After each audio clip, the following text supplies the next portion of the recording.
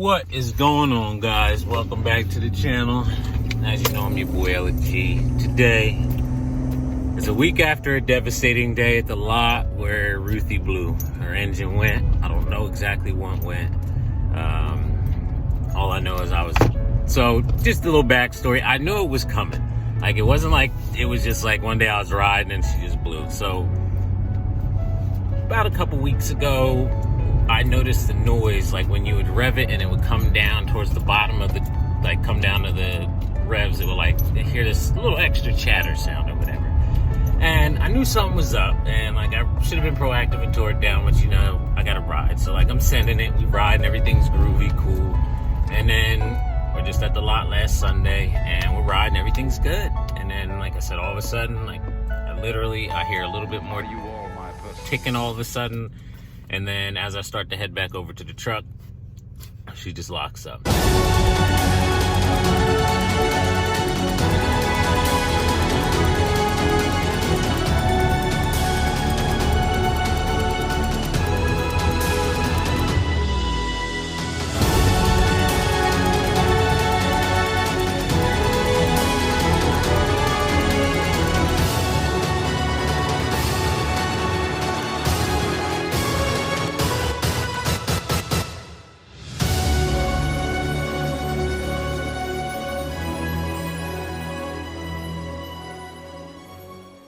So I don't know if she overheated and I melted the piston. I mean, I'm hoping on the bright side of things that there's nothing wrong with the rod. And the only reason I say that is prior to this happening, I was having an issue starting the bike where something, either my starter relay's going or my crank position sensor either has some kind of debris on it or whatever, and the magnetic situation isn't lining up. But you would have to almost like, you know, turn over the stroke and be on the different side of the stroke in order for it to start with the push button. You could always bump it, but it would just like kind of bind up in some way. So worst case scenario, it's the rod. So we're about to go tear this down. I've been debating on whether I want to go back to 125 or not. So we're going to see. This might be a step in a direction where, you know, we just get the stock piston cylinder back out, put it in there. And even if I need a new rod, just get a new rod and go back 125 and have some fun like that again. But when we put a new rod in, we're gonna put the longer stroker crank rod in that TB has to offer. So instead of being a 125, it would technically be a 138, I believe. Yeah, something like that. I forget what it is. But yeah, so we'll do that. That way we maintain a little bit of power. Engine braking will be less. But yeah, let's get over to the unit. Pull this bike out. I've never done anything like this before. Like, I've taken the top end off. I've, you know, installed it and everything, but I've never pulled an engine down after it's blown or gone out like this. So ain't no top dead. It don't turn over. So there is no putting it at top dead center. I just got to go in there, pull it apart, and see what's happening. So let's get at it. All right, so here we are, digging into things, and we're at that final moment now. I got all the head bolts and stuff undone. There is no putting it at top dead center because she don't turn over, so something's bound up either in the piston or the rod or whatever. But I'm gonna flip y'all around, I'm gonna pull this head off, and we all gonna get a first look together at what happened to Ruthie, if it's the piston. So if the piston looks good, or wherever it's at, if the head looks good, then we got rod issues. If the piston's melted, then we gotta put a jug off. We're gonna do that anyway, but word of advice, don't mess up your cam chain temperature. I took my shit off like a dummy. Now I gotta buy a new one because I can't figure out how to put it back together. Also, there was a C-clip on mine. I guess the design on these would heat. The plastic piece in there expands and causes some issues with the C-clip, and it like pops off a little bit. But anyway, enough rambling. I'm gonna flip you all around. Let's take a look at this unit. Right, so I don't know how good the lighting is, but we got a rag in the top hole. Everything's all undone. Oh, something feels like it's holding on to something. That's the oil line. All right, so the piston is all the way at the bottom. What are we bound up on here? Hold on. Get that out of there. Yeah. fried right up some way, somehow. One thing I'm happy about, though, no, doesn't look like any valve. Yep, there it is. Yep, hopefully it's not bent. But I don't know if y'all can see that. Hold on, let me get y'all. All right, so up on the truck. I don't know if y'all see. Let me get a better angle. Actually, without the light on, it's better. That white mark there, that's a scuff, definitely from the piston. So we're gonna pray to the gods that the valve seat isn't bent or anything. I hit my boy Vinny up, see if he can tell me how to figure out that. But yeah, the piston's at the bottom, so let's go ahead and disconnect a couple more things and pull this jug all the way off, and hopefully we can get it off with the way that shit's cocked in there. But oh yeah, the piston definitely melted. Look up at the top. Let me see if I can zoom in for y'all. Look up there, yo. That shit is just, yeah. Let's see if we can get her out.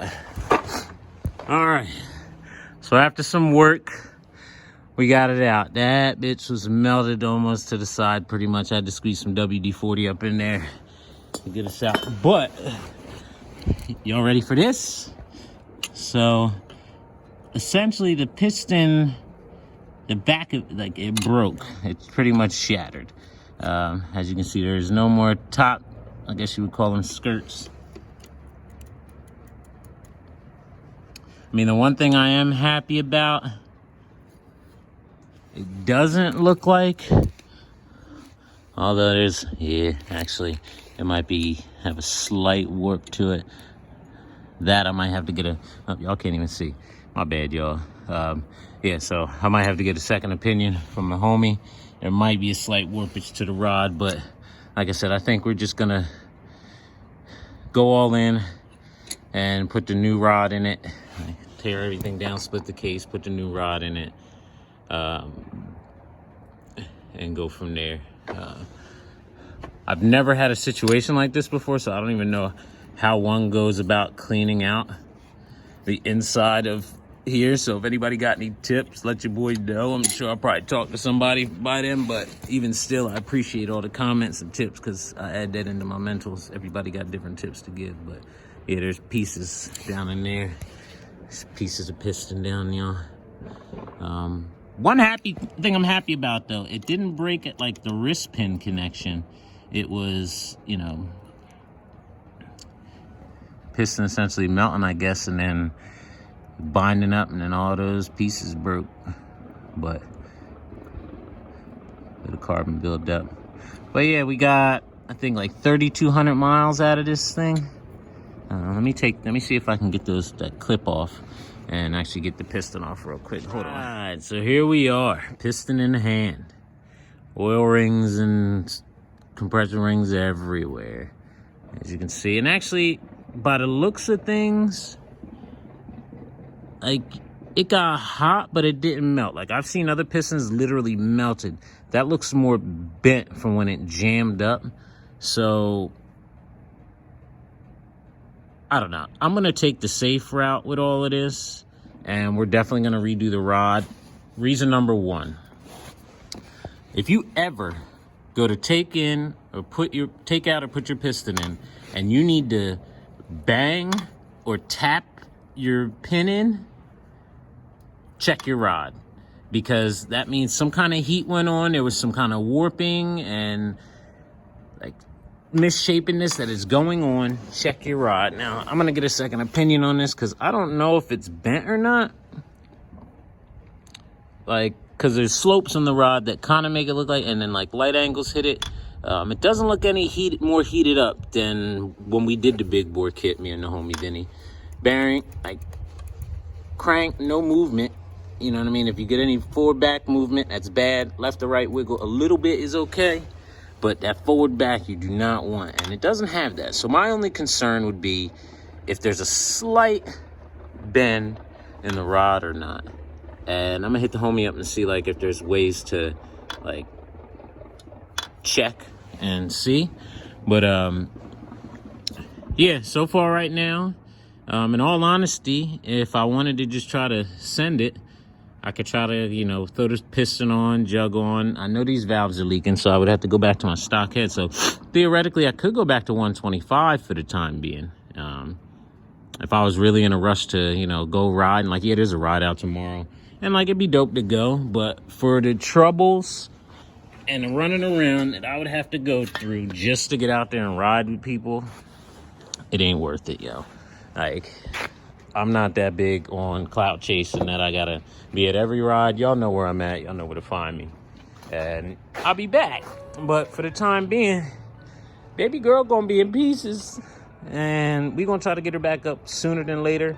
Number one thing I gotta do is take this cage off. Anarchy Nation, love the cage. But if you're doing bike work, do yourself a favor. Just take it off in the beginning. It will make your life a lot easier.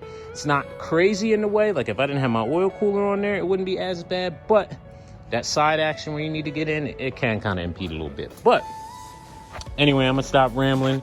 Y'all see the condition of my girl. Y'all see what we dealing with. Let's get her back up and running, baby. Like I said, you gotta move like water, baby. Let's flow. But until next time, if you like the video, the little, you know, the inside scoop on what stuff like this looks like, definitely give it a thumbs up. Subscribe. Many more videos to come. I'm gonna do the build up on it and everything when I split the case and stuff like that. I'm gonna try to give y'all some insight on that as well. There is a really good video out there from a dude. I forget the name of his channel. I'm gonna put his link down below. So if you ever need to split your case, this is the dude I followed, and I'm gonna make my, you know, video, make it a little clearer for you. And even though his is clear cut, main specifics I want to know is if you need something special to inside to get the crank out once you split the case, because it is pressed in. But anyway, I'm your boy Elyk-G. You know where to find me. I still got stickers, y'all. If you want stickers, like I said, DM me, hit me up. Stay tuned. 2020, even though I know it's early, but I'm getting a jump on 2021. I'm gonna have some big things coming, right? Like, I'm scheming on right now. So just keep me in your mind, and when your boy drop, just support me, man, because I'm trying to get back to all of y'all in the community. All communities, not only bike life, but you will find out soon in the future. But anyway, until next time, everybody be safe out there.